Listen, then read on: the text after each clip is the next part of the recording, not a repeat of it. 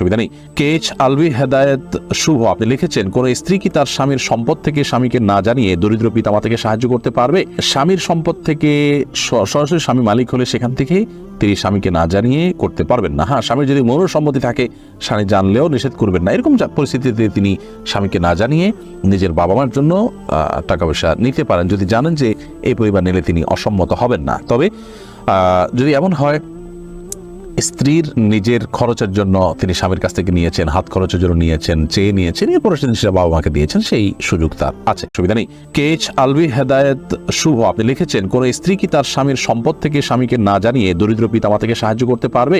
স্বামীর সম্পদ থেকে সরাসরি স্বামী মালিক হলে সেখান থেকে তিনি স্বামীকে না জানিয়ে করতে পারবেন না। হ্যাঁ, স্বামীর যদি মনোসম্মতি থাকে স্বামী জানলেও নিষেধ করবেন না। এরকম পরিস্থিতিতে তিনি স্বামীকে না জানিয়ে নিজের বাবা মার জন্য টাকা পয়সা নিতে পারেন, যদি জানেন যে এই পরিমাণ নিলে তিনি অসম্মত হবেন না। তবে